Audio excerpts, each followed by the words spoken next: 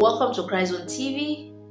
My name is Devin Glory. It's another wonderful day, it's another great day, and I'm happy to be in the presence of God, and I hope you are happy to be in God's presence. Today I bring you a good news. I bring you a topic titled The Power of the Eyes. The Power of the Eyes. When you study the Bible in the book of Matthew 6:22 verse 23, it said the light of the body is the eyes. If the eyes is single, the whole body shall be full of light. The verse 23 says, but if the eyes be evil, the whole body shall be full of darkness. And if the light in thee is darkness, how great is that darkness? In Jeremiah 1:11-12, the word of the Lord came unto Jeremiah, saying, what seest thou? And Jeremiah said, I see the rod of an almond tree. And verse 12, God said, because you have seen well, I will hasten my word to perform it. In verse 13 of that same Jeremiah 1, God came again asking the second time, Jeremiah, what seest thou? In other words, what did you see? If God should come down today and ask you, what seest thou? If God should come down today and ask you, what are you seeing? What are you going to tell him? What will you tell God that you are seeing? If God should just meet you at the spot you are right now and ask you, what are you seeing? What seest thou? What are you going to tell him? When you study the Bible in the book of Genesis 13 verse 14, the Lord said unto Abraham, lift up your eyes. He said, just look up. As far as your eyes can see, I will give it to you and your seed forever. Job 10 verse 4. Job was asking, hast thou the eyes of flesh, or you see the way men sees?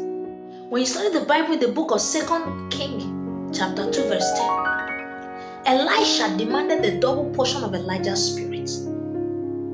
And Elijah answered and said, you have asked for a hard thing, but nevertheless, if you will see me when I'm taken away, then it shall be done unto thee. But if you don't see me, it shall not be so.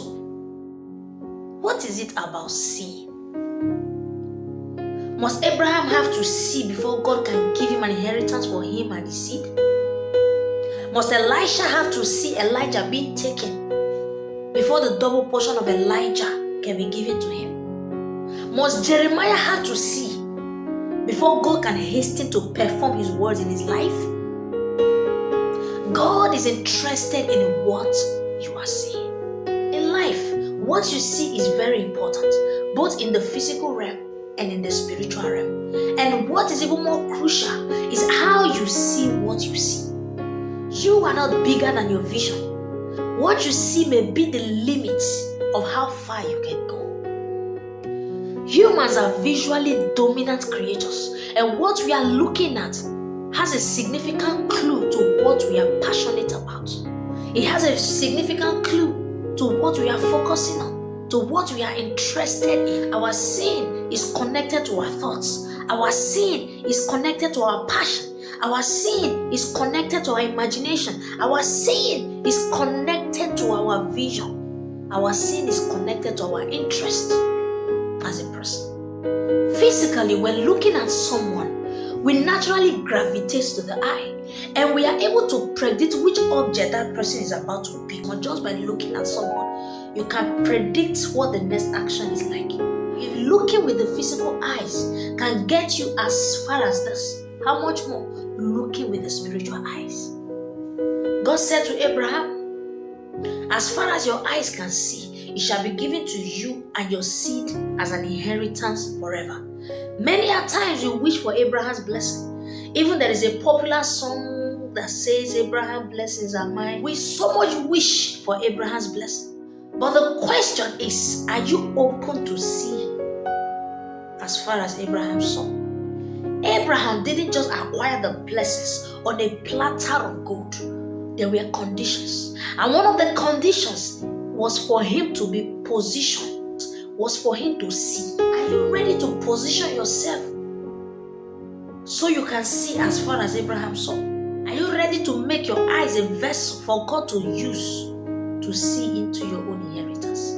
God's desire is for us to see His promises in His words. It's for us to see His will in His words. It's for us to see the power that lies within us as a child of God. It's for us to see the power of His promises in His words. It's for us to see the potency of the sacrifices that Jesus shed on the cross of Calvary for our own liberation. God's desire is for us to see the impact of the Holy Spirit in our lives.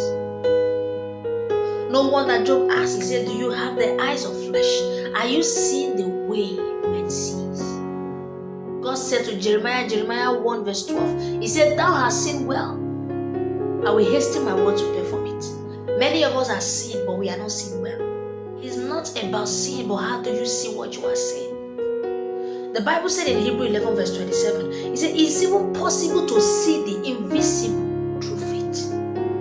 If you must strengthen your spiritual eyes as a child of God, you have to draw closer to God.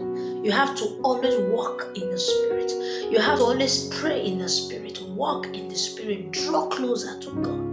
That way, your spiritual eyes can be sharpened. There is something powerful about your eyes. Your focus connects your destiny. What you see determines how far you can go. What you see determines where you will get your help from. The psalmist said, I will lift up my eyes to the hills. Where comes my help? My help comes from the name of the Lord who made the heavens and the earth. Where is your focus? Make it a discipline to always look up to God. Set your eyes to see the positive things.